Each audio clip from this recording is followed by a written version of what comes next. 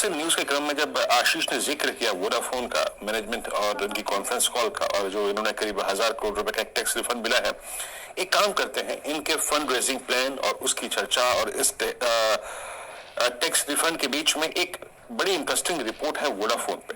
दो रिपोर्ट्स हैं जिसका मैं आज जिक्र करूंगा और यतिन जिक्र करेंगे, वोडाफोन और साथ ही साथ इन्फो एज।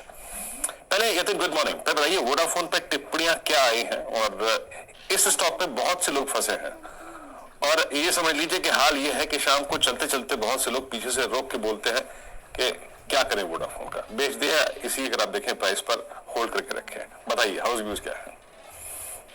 बिल्कुल वीरेंद्र, क्वेरीज ज्यादा आती हैं और यहाँ शेयर होल्डर का बेस भी बहुत बड़ा है। जहां तक कि वोडाफोन आइडिया का सवाल है, यस्टरडे कंपनी ने कॉन्फ्रेंस कॉल किया जिसके बाद ये रिपोर्ट्स आई हैं आज।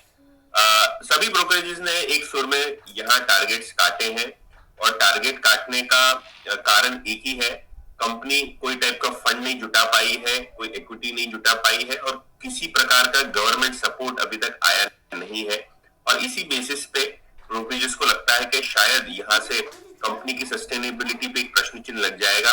CLSA ने यहाँ अंडर परफॉर्मर रेटिंग मेंटेन की है, 6 रुपए कर दिया टारगेट जो पहले 10 रुपए था, और इन्होंने मुनाफे का अनुमान भी लगभग 12% से काट दिया है आने वाले क्वार्टर्स के लिए।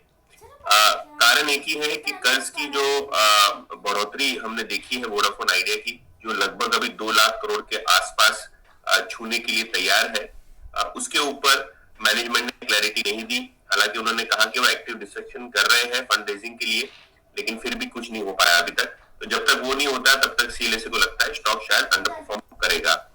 क्रेडिट स्विस ने टारगेट 6 रुपए से काट के 4 रुपए कर दिया है, और ऑलराउंड वीक परफॉर्मेंस के बाद क्रेडिट स्विस को लगता है कि सरकार से जो सपोर्ट आने की जरूरत है, क्योंकि टेलीकॉम पैकेज की बातचीत हो रही है, तो कहीं ना कहीं उसके लिए वो रुकेंगे, जिसके बाद वो स्टॉक पे फिर से फ्रेश कॉल लेंगे।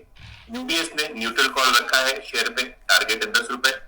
उनका भी यही कहना है कि जो रिलीफ पैकेज गवर्नमेंट से आ रहा है, शायद वो AGR की टाइमलाइन बढ़ाए या किसी प्रकार का फ्लोर डाल दे कॉल रेट्स पे या डेटा रेट्स पे, तो उसके लिए वो अवेट करेंगे। तो ओवरऑल बेसिस पे अगर आप देखें तो ब्रोकरेजेस का व्यू यही है, फंड रेजिंग और गवर्नमेंट पैकेज, ये दो काफी इंपॉर्टेंट चीजें हैं वोडाफोन आइडिया के लिए।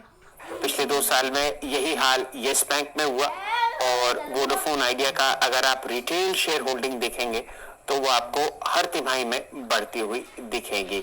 यतिन जी हमारे साथ हैं। यतिन जी, गौरांग जी ने एक बात मेंशन करी कि रीढ़ की हड्डी तिलमिला जाती है अगर आप वोडाफोन आइडिया का डेट स्ट्रक्चर देखें। क्या आपके पास वो आंकड़ा है? हाँ शैल जी, देखिए, जो डिस्क्लोजर हम रिपोर्ट्स में देखते हैं उसमें यही है कि डेट लगभग 2 लाख करोड़ के आसपास छूने वाली है बहुत जल्द।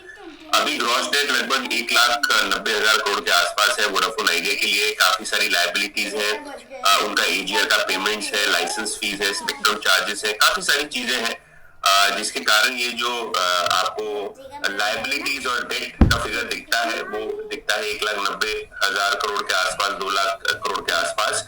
काफी सारे रिडेम्पशंस भी उनको करने हैं, बॉन्ड होल्डर्स को पैसे भी चुकाने हैं दिसंबर 2021 में। तो काफी सारी चीजें नियर टर्म में आप देखेंगे वोडाफोन आइडिया के साथ बनती हुई।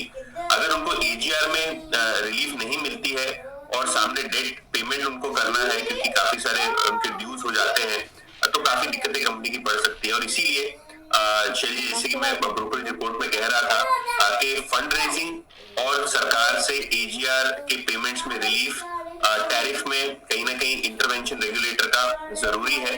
और यस्टरडे वोडाफोन आइडिया के मैनेजमेंट ने अपने कॉन्फ्रेंस कॉल पे ये भी कहा कि सरकार AGR की जो गणित है उस पे भी सुप्रीम कोर्ट में इंटरवीन कर सकती है।